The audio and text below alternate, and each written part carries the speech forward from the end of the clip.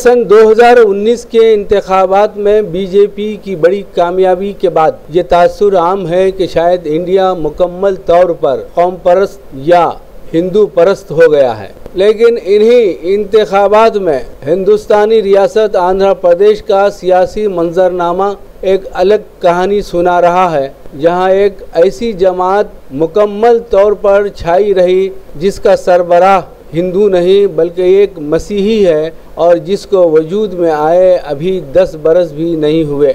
जगन मोहन रेड्डी अपने वालिद और आंध्र प्रदेश के साबिक वजीर आला राजशेखर रेड्डी की सन 2009 में एक तैयारा हादसे में मौत के नतीजे में सियासत के मैदान में आए, लेकिन उन्हें हालिया मुकाम तक पहुंचने में 10 साल लग गए। जगन मोहन रेड्डी रिवायती तौर पर कांग्रेस पार्टी से मुंसलिक रहे, लेकिन फिर उन्होंने अपनी पार्टी वाईएसआर कांग्रेस बनाई। 47 साल रहनुमा के बारे में एक बात ये कही जाती है कि वो इस बात में यकीन रखते हैं कि मेहनत और लगन से हर चीज़ हासिल की जा सकती है, और उन्होंने इसे साबित भी किया। वालिद की मौत, कांग्रेस पार्टी के साथ लड़ाई, मुख्तलिफ मामलात में 1.25 साल का अरसा जेल में गुजारने के बावजूद उनकी हिम्मत ना तोड़ी जा सकी। जगन मोहन रेड्डी की पार्टी वाईएसआर कांग्रेस ने न सिर्फ असेंबली इंतखाबात में कुल 175 नशिस्तों में से 151 नशिस्तें जीतकर गैर मामूली कामयाबी हासिल की, बल्कि पार्लिमानी इंतखाबात में रियासत की 25 सीटों में से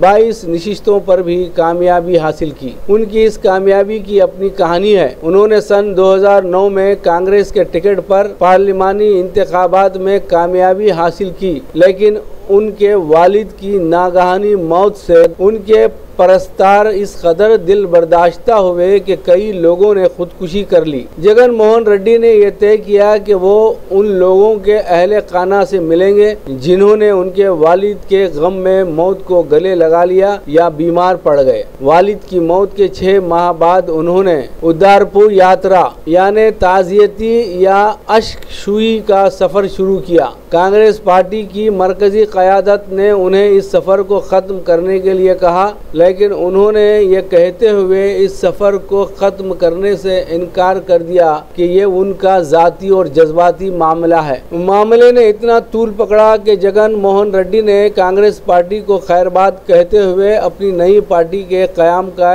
ऐलान कर दिया। बाद में जब ज़िमनी इंतखाबात में उनकी पार्टी मैदान में उतरी तो तकरीबन तमाम नशिस्तें हासिल कर ली। उन्होंने कड़पा पार्लिमानी हल्के से तकरीबन 5.5 लाख वोटों से कामयाबी हासिल की, लेकिन इसके बाद जगन रेड्डी को मुख्तलिफ मुकदमात के तहत जेल हो गई। अभी वो जेल ही में थे। कांग्रेस के इत्तेहाद ने आंध्र प्रदेश से तेलंगाना की अलहदगी की बात तस्लीम कर ली। जगन रेड्डी ने इसकी सख्त मुखालिफत करते हुए भूख हड़ताल कर दी और तकरीबन 125 घंटे के बाद जब उनकी सेहत गिरने लगी तो उन्हें अस्पताल मुंतकिल कर दिया गया। उनकी वालिदा भी हड़ताल पर थी और दोनों ने तेलंगाना के क़याम पर रुकन पार्लिमान से इस्तीफा दे दिया। सन 2014 में जगन की पार्टी को रियासती इंतखाबात में शिकस्त हुई और पार्लिमानी इंतखाबात में भी इसका मुजाहरा अच्छा न था। 6 नवंबर सन 2017 को उन्होंने रियासती सतह पर एक पैदल सफ़र का आगाज किया ताकि अवाम से मुलाकात कर सकें।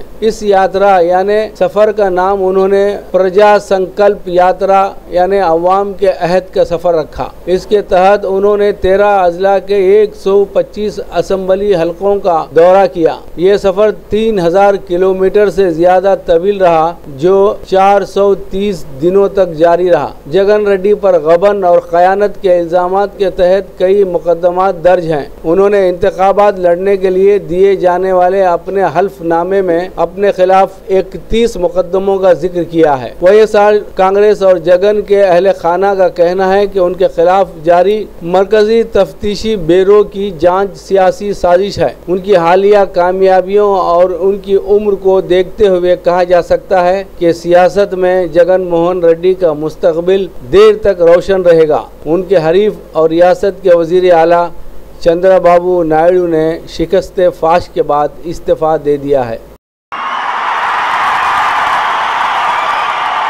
जगन मोहन रेड्डी अने नेनु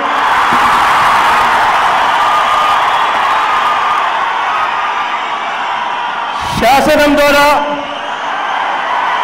నిర్మితమైన భారత రాజ్యాంగం పట్ల నిజమైన విశ్వాసం విధేయత చూపుతానని భారతదేశ సార్వభౌమాధికారాన్ని సమగ్రతను కాపాడుతానని ఆంధ్రప్రదేశ్ ముఖ్యమంత్రి పదవిని స్వీకరిస్తున్నాను. 3648 కిలోమీటర్లు ఈ నేల మీద నడిచినందుకు గత 9 సంవత్సరాలుగా ఒకటిగా మీలో నిలిచినందుకు ఆకాశమంతటి విజయాన్ని అందించిన ప్రతి అక్కకు, ప్రతి చెల్లెమ్మకు, ప్రతి అవ్వకు, ప్రతి తాతకు, ప్రతి సోదరుడికి, ప్రతి స్నేహితుడికి 2 చేతులు జోడించి పేరు పేరున హృదయపూర్వకంగా కృతజ్ఞత తెలుపుకుంటా ఉన్నాను.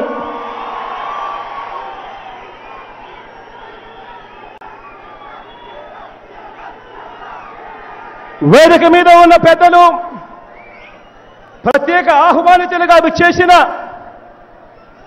తెలంగాణ ముఖ్యమంత్రి గారికి, కేసీఆర్ గారికి, అదేవిధంగా రేపొద్దున పక్క రాష్ట్రమైన తమిళనాడుకు దేవుడి ఆశీస్సులతో రేపొద్దున ముఖ్యమంత్రిగా ప్రమాణం స్వీకారం చేయాలి అని చెప్పి ఆకాంక్షిస్తూ స్టాలిన్ గారికి,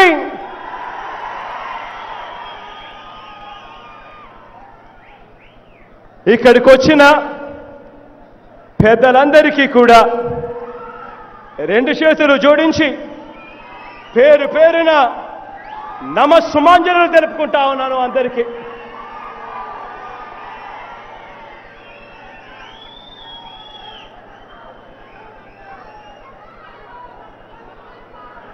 పదేళ్లుగా నా రాజకీయ జీవితంలో 3648 కిలోమీటర్ల పాదయాత్రలో పేదలు పడిన కష్టాలను చూశా. పేదలు, ఆ మధ్య తరగతిలో అలమటిస్తా ఉన్న ప్రజల కష్టాలను విన్నాను. మీ కష్టాలు చూసిన తర్వాత, మీ కష్టాలు విన్న తర్వాత ఈ వేదికపై నుంచి ముఖ్యమంత్రిగా బాధ్యతలు స్వీకరిస్తూ మీ అందరికీ నేను ఇవాళ ఒక్క మాట ఇస్తా ఉన్నాను.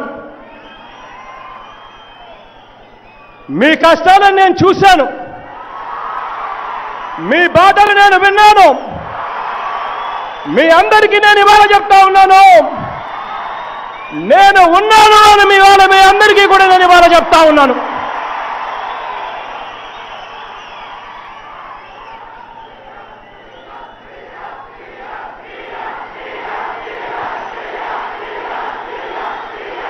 అందరి ఆశలు,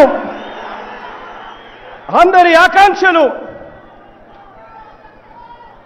పూర్తిగా పరిగణలోకి తీసుకుంటూ మేనిఫెస్టో అంటే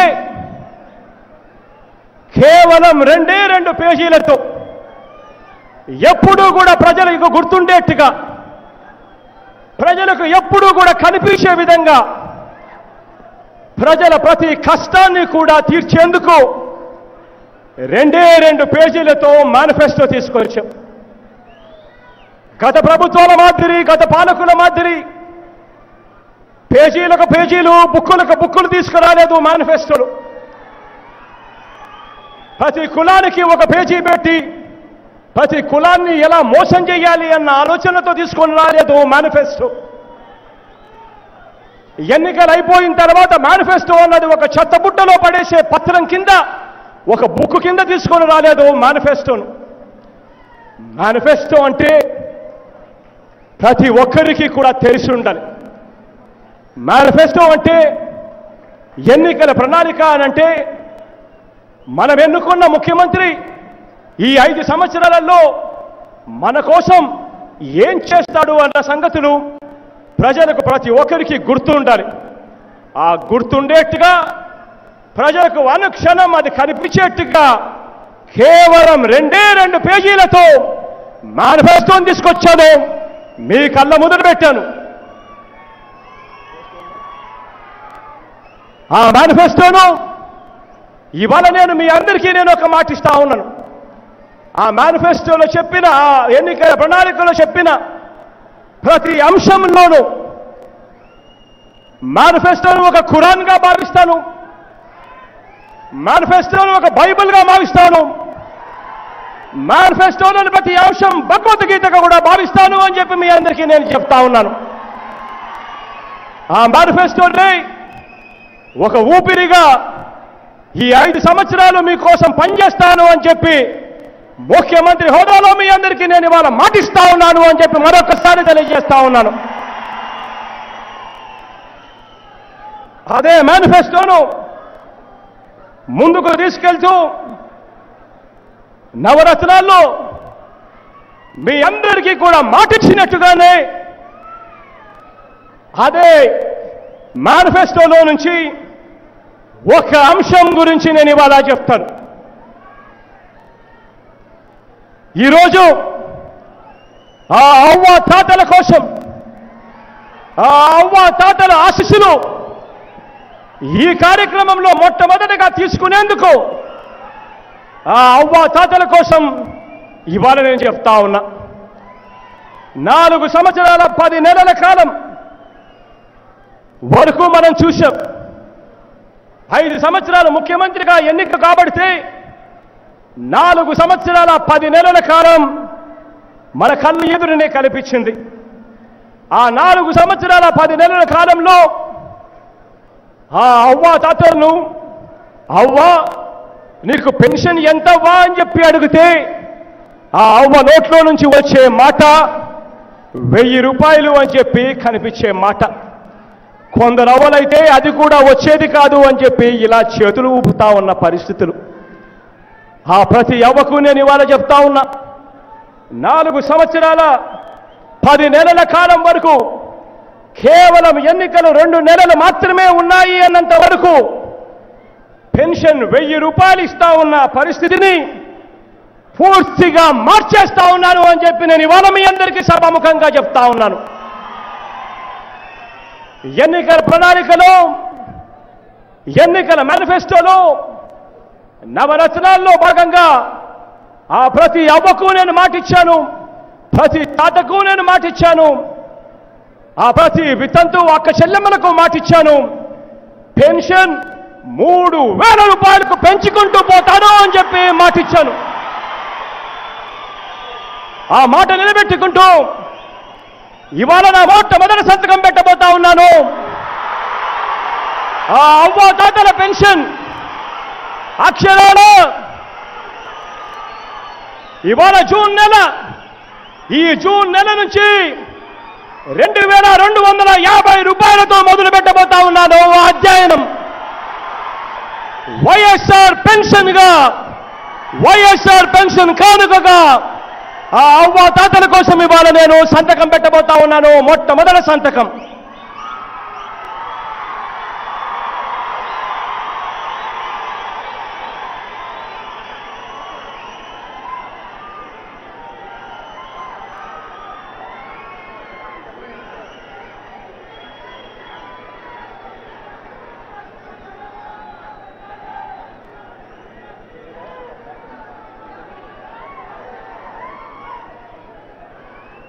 అవ్వ తాతల కోసం నేను ఇవాళ చెప్తా ఉన్నాను.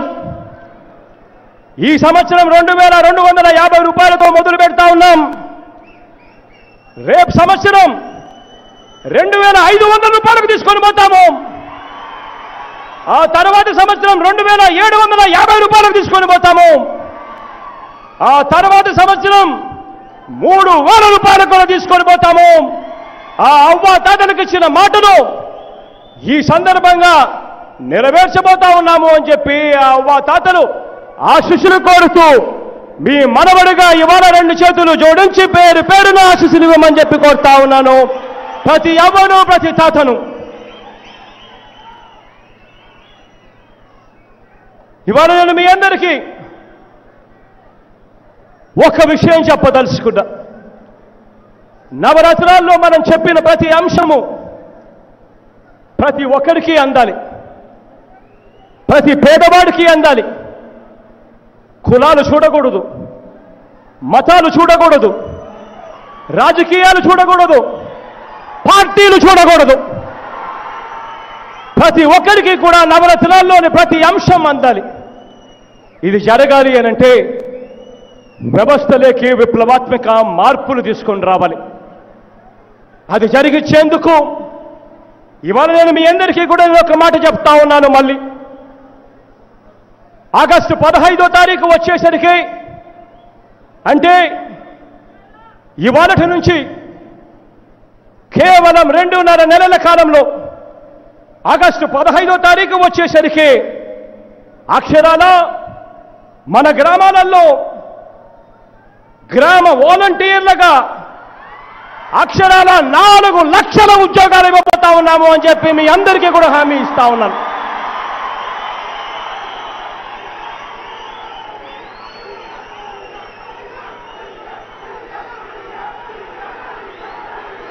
ప్రభుత్వ పథకాలను నేరుగా డోర్ డెలివరీ చేసేందుకు వీలుగా లంచాలు లేని పరిపాలన దిశగా అడుగులు వేస్తూ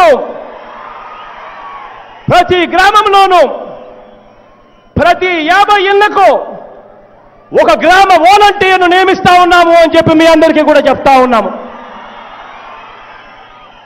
గ్రామాలలో చదువుకున్న పిల్లలు, సేవ చేయాలి అని చెప్పి ఆరాటం ఉన్న పిల్లలు, ఆ పిల్లలకు 5,000 రూపాయలు జీతం ఇస్తూ ఆ గ్రామ వాలంటీర్లుగా తీసుకోబడతారు అని చెప్పి నేను ఇవాళ చెప్తా ఉన్నాను. ఆ 5,000 రూపాయల జీతం ఎందుకు ఇస్తున్నామో తెలుసా? కారణం ఈ వ్యవస్థలోకి లంచాలు లేకుండా చేయాలి.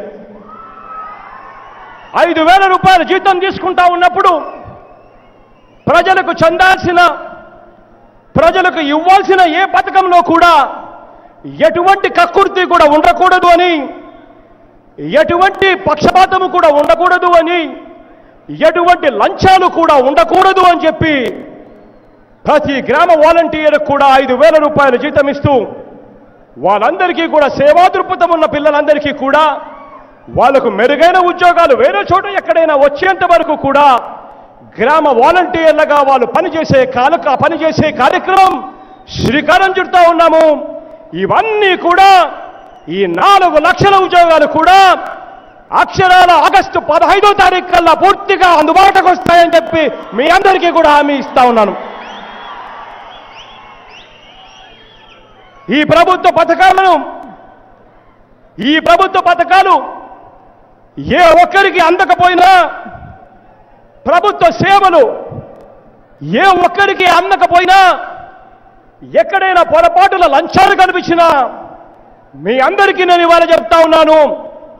అదే ఆగస్టు 15వ తారీఖున ఒక కాల్ సెంటర్ ఏర్పాటు చేయబోతా ఉన్నాము. నేరుగా చీఫ్ మినిస్టర్ ఆఫీస్కి ఆ కాల్ సెంటర్ ఏర్పాటు చేయబోతా ఉన్నామని చెప్తా ఉన్నాను.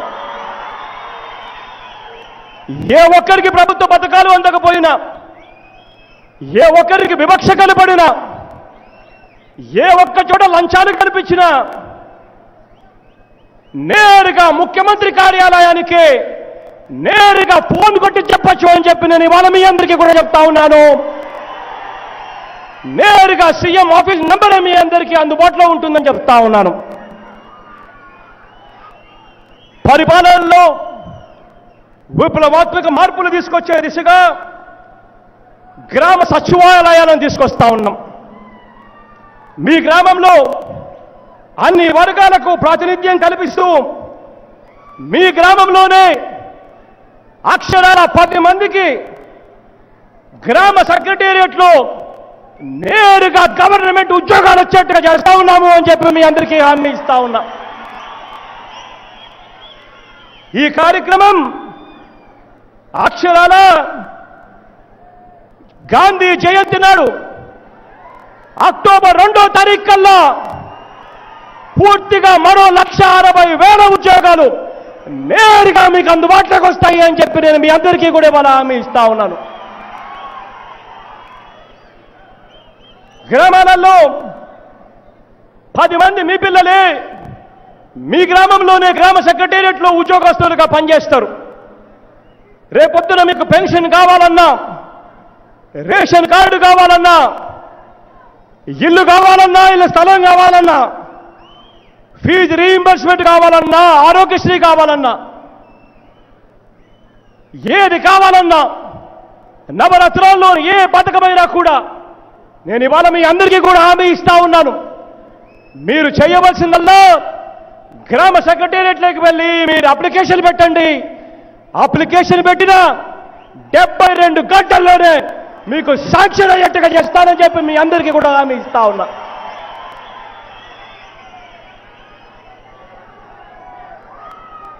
లంచాలుండవు. రేషన్ కార్డు కావాలన్నా ఇవాళ లంచాలు ఇవ్వాలి జన్మభూమి కమిటీలకు.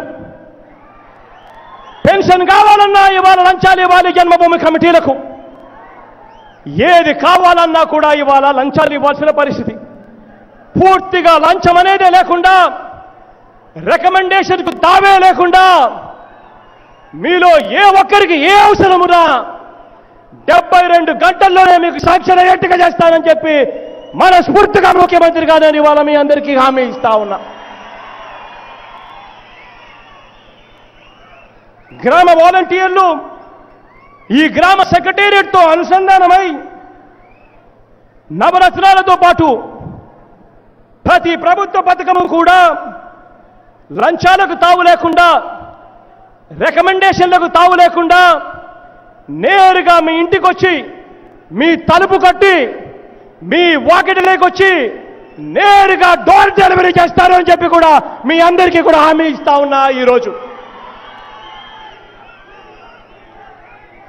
ఇదొక్కటే కాదు, మేనిఫెస్టోలో చెప్పిన విధంగా నవరత్నాల్లోని ప్రతి ఒక్కటి కూడా తూచా తప్పకుండా అమలు చేస్తాము అని చెప్పి, అందరికీ వచ్చేలా చేస్తాము అని చెప్పి మరొకసారి మీ అందరికీ కూడా హామీ ఇస్తా ఉన్నాను.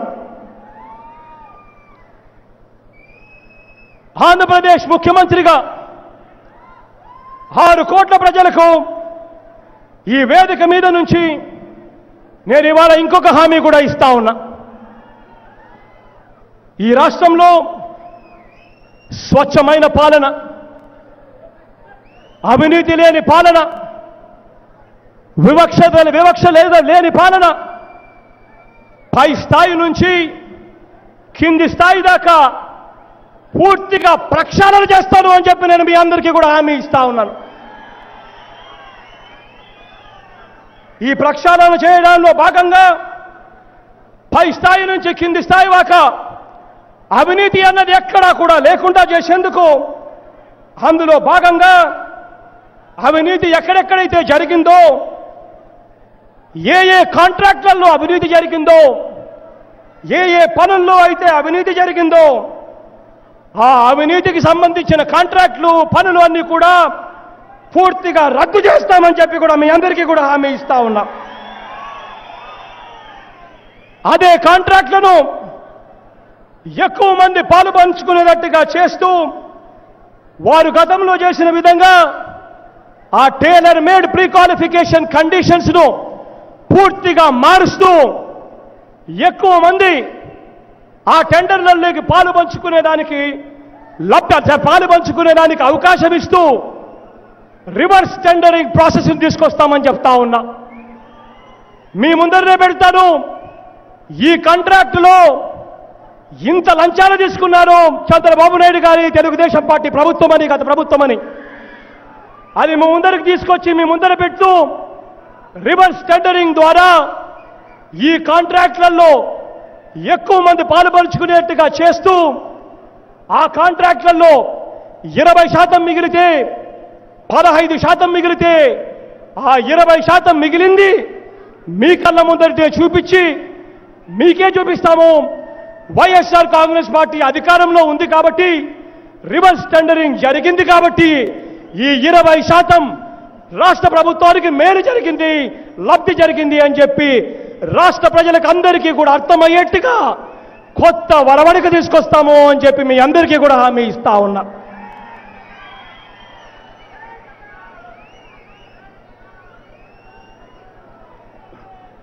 ఇంతే కాదు, ఇవాళ రాష్ట్రంలో అవినీతి అన్నది ఏ స్థాయిలో తాండవిస్తా ఉంది అని చెప్పడానికి ఇంకొక చిన్న ఉదాహరణ మీకు ఇస్తా. ఒకసారి మన కరెంటు రేట్లు చూడండి. కరెంటు రేట్లు చూస్తే ఒకసారి ఈ సోలార్ పవర్ కానీ, అంటే సూర్యరశ్మితో వచ్చే కరెంటు కానీ, లేదా విండ్ పవర్ కానీ బయట గ్లోబల్ టెండరింగ్ చేస్తూ ఇతర రాష్ట్రాలలో ₹2.65 ₹3 యూనిట్కు అందుబాటులో ఉంటే మన రాష్ట్రంలో విండ్ పవర్ ఎంతో తెలుసా? యూనిట్ అక్షరాల ₹4.84 ఇవాళ ఈ రాష్ట్ర ప్రభుత్వం అగ్రిమెంట్లు చేసింది. ఈ రకంగా దోచుకుంటా ఉన్న పరిస్థితులు చూస్తూ ఉన్నాం. అదే పీక్ అవర్స్ అయితే ఆ పీక్ అవర్స్ పేరు పెట్టి దోచుకునేది చాలదు అన్నట్టుగా అక్షరాల ₹6 యూనిట్ కొనుగోలు చేస్తా ఉన్నారు ఈ రాష్ట్ర ప్రభుత్వం. ఇవన్నీ కూడా మీ కళ్ళ ఎదురునే తీసుకొని వచ్చి మీ కళ్ళ ఎదురునే పెట్టి ఈ రేట్లన్నీ కూడా పూర్తిగా తగ్గించేస్తాను అని చెప్పి మీ అందరికీ కూడా హామీ ఇస్తా ఉన్నా. వ్యవస్థలోకి పూర్తిగా ప్రక్షాళన తీసుకొచ్చే దిశగా అడుగులు వేస్తూ ఇంతటితో కూడా ఆగకోకుండా వ్యవస్థలోకి ట్రాన్స్పరెన్సీ తీసుకొచ్చేందుకు, వ్యవస్థను ప్రక్షాళన చేసేందుకు మన రాష్ట్ర ప్రభుత్వం రేపొద్దున ఇవ్వబోయే కొత్త కాంట్రాక్ట్లను పూర్తిగా కూడా ట్రాన్స్పరెంట్గా ఉండేందుకు, పారదర్శకంగా తీసుకొచ్చేందుకు ముఖ్యమంత్రిగా ప్రమాణ స్వీకారం చేసిన తర్వాత రేపు మన్నాడు హైకోర్టు చీఫ్ జస్టిస్ దగ్గర అపాయింట్మెంట్ అడుగుతాను.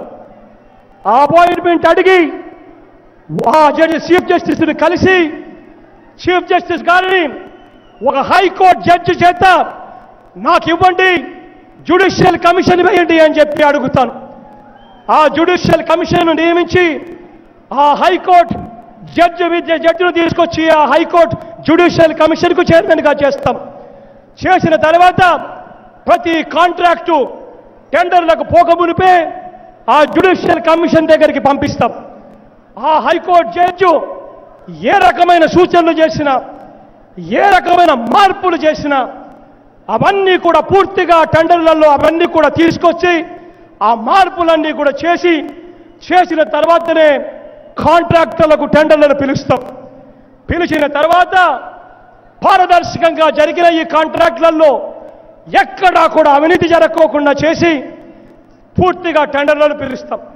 పిలిచిన తర్వాత మన ఆంధ్ర రాష్ట్రంలో మన కర్మ, ఇవాళ ఇక్కడ ఉన్న మీడియాను చూస్తూ ఉన్నారు. ఈనాడును చూసినా, ఆంధ్రజ్యోతిని చూసినా, TV5 చూసినా మన కర్మ అందరం కలిసి చూస్తూ ఉన్నాం. వాళ్లకు ముఖ్యమంత్రిగా ఒక్క చంద్రబాబు నాయుడు గారు మాత్రమే ఇంపుగా కనిపిస్తారు.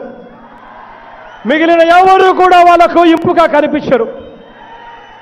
మిగిలిన వాళ్ళను ఎప్పుడెప్పుడు దిప్పాలి అని చెప్పి ఆలోచనతో వాళ్ళ రాతలుంటాయి.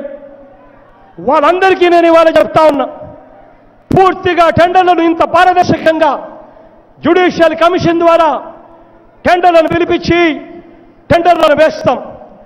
ఆ తర్వాత ఈ ఎల్లో మీడియా వాళ్ళు వక్రీకరిస్తూ దురుద్దేశంతో వార్తలు రాస్తే మా ప్రభుత్వం పరువు నష్టం దావా చేస్తుంది.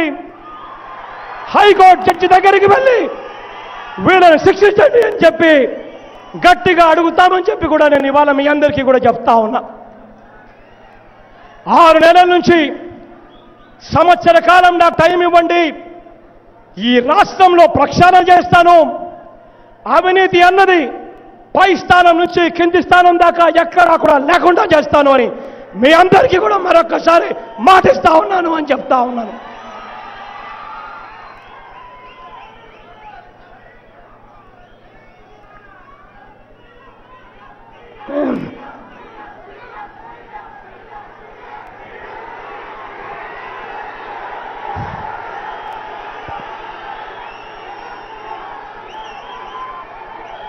ప్రజలకు పక్కాగా రావాల్సిన వేవి కూడా ప్రజలు దేహి అని అడగాల్సిన అవసరం లేకుండా పరిపాలన అన్నది అందిస్తామని చెప్పి మరొక్కసారి మీ అందరికీ కూడా నేను ఇవాళ హామీ ఇస్తా ఉన్నా.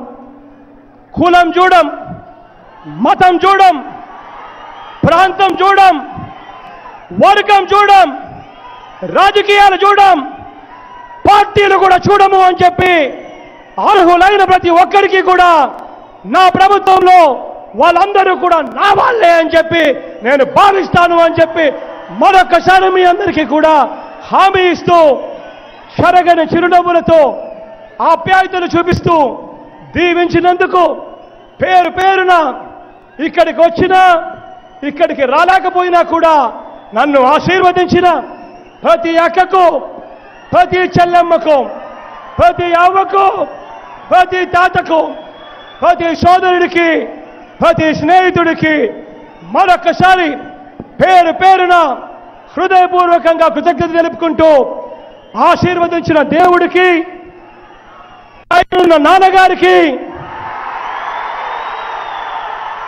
నా పక్కనే ఉన్న నా తల్లికి పాదాభివందనం చేస్తూ మీ అందరి చల్లని దీవెనలకు మీ అందరికీ కూడా హృదయపూర్వకంగా మరొక్కసారి కృతజ్ఞతలు తెలుపుకుంటూ ఆశీర్వదించినందుకు మరొక్కసారి హృదయపూర్వకంగా కృతజ్ఞత తెలుపుకుంటూ సెలవు తీసుకుంటా ఉన్నాను.